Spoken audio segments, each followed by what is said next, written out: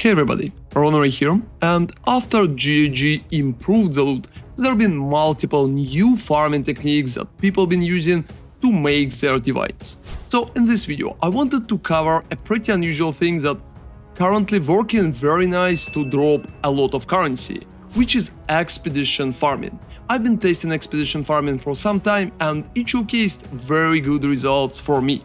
It's also pretty relaxed and pretty stable because your expedition is always going to provide you with some additional loot. Even if you're not going to drop raw divines, you're going to drop a lot of additional currency, chaoses and expedition currency as well, making it very stable and very comfortable farm, with a very nice upside because since we are stacking a lot of rare monsters together with Delirium buffs, we will be able to drop some raw divines as well.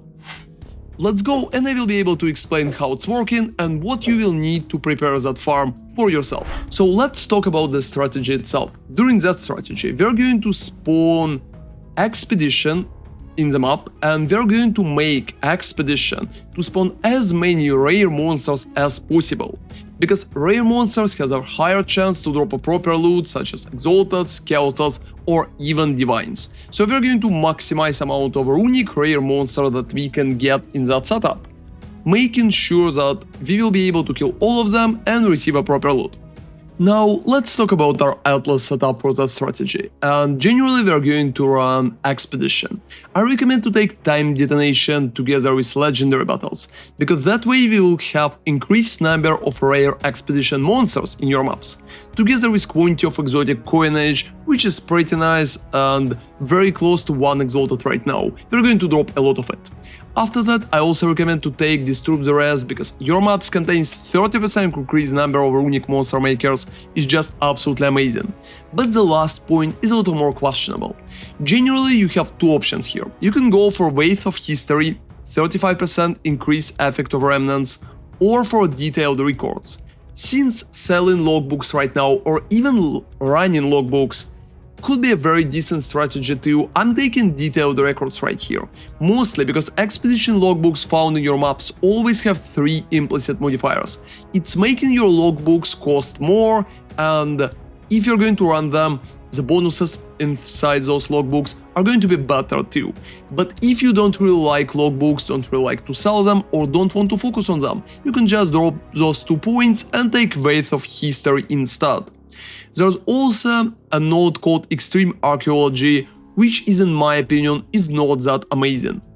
Most of the time you will be able to check remnants pretty fast and you will be able to pick them without a lot of issues. So I think Extreme Archaeology is just not really worth 2 points at the current moment.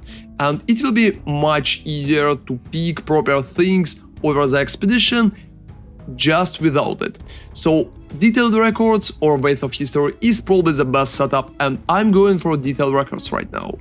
Talking about your main Atlas setup, I'm taking all bonuses for tablets right here, Remnants of Power 2, together with Treasure Cloths, and down here I'm taking all quantity on all rarity together with Grueling Journey.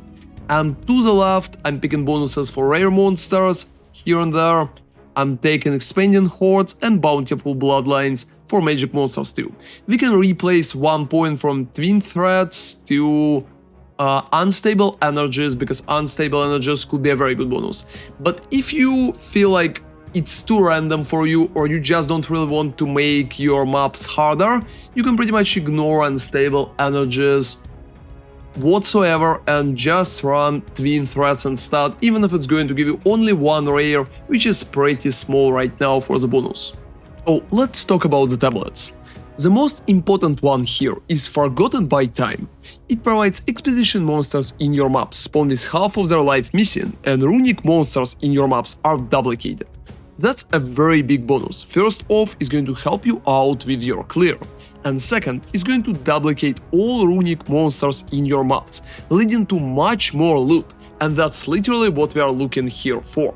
That's playing a very big role, and I definitely recommend to run Forgotten by Time always when you're running anything expedition related, especially considering the thing itself is not really too expensive, and I think it can give a lot of good bonuses right now to worth the hustle. And when we're talking about normal tablets, I think that increased number of rare expedition monsters in your maps is probably the best buff.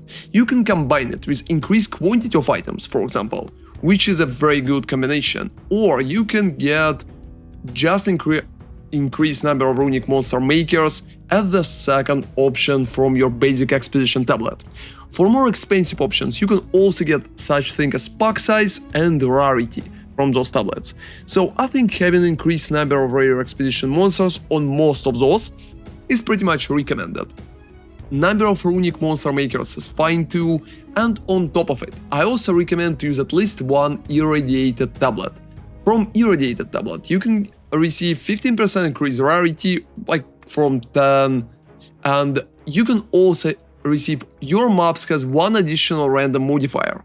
If your build can handle it, it could lead to a pretty nice result, especially if you're going to roll an additional prefix for better bonuses. So having at least one irradiated tablet is pretty much recommended in the whole setup. But generally, just focusing on expedition tablets with increased number of rare expedition monsters should be enough to make sure that we have as many rares as possible to maximize our chances to drop good loot and mostly just dedicated currency. If your setup is pretty good and you have at least 3 to 4 towers, you can also utilize Vision of Paradise unique tablet, which is going to give you irradiation, and that way when you will finish the maps, irradiation will be taken away and you will be able to complete the map twice. It could help you a lot to save your time, because moving between different clusters of towers pretty time consuming right now. So talking about the map that you should pick. You should just run something that has increased magic pack size or normal pack size, together with number of rare monsters and increased rarity of items or quantity of items found. Most of those maps should work just fine for you, and I recommend use Distilled Paranoia to add rare monsters to your maps. You can also try to run maps with higher percentage Delirium, such as 70 or even 100% Delirium. But generally getting those maps could be a little annoying, and most of the time they shouldn't be mandatory for the farm itself. It should work just fine with allocating Distilled Paranoia, and it would be enough to drop a decent amount of loot. But if you want to bother, you could still aim for higher Delirium percentage, which can improve your loot in some particular situations and give you a little more chances to get divines as well. But generally, just rarity on maps, quantity, together with pack size and number of rare monsters should be just enough. So perfectly, your map should look somehow like that decay. You have about 20% increased number of runic monster markers. We also have a little explosive radius, together with 67% increased number of rare expedition monsters. Runic monsters in your maps are also duplicated, together with array has 40% increased chance to contain spirits, increased pack size, quantity, rarity, and completing irradiated maps in range removes irradiation instead. I already removed irradiation from that map, but here at Augury, for example, I still have irradiation for it. That setup is just perfect for 4 towers, but even if you have a little lower amount, so here for example, you still need to stack as much quantity and rarity as possible, together with additional number of rare expedition monsters. And I think right now it's pretty easy, because tablets for expedition are going to give you at the same time number of rare expedition monsters and quantity and rarity, making the whole setup pretty easy to achieve, especially considering that expedition tablets are not too expensive. So that's been my guide for expedition farming. I think right now the farm itself is pretty stable and should provide a decent amount of currency. Thank you very much for watching and hope your drop will be good. ronarray out.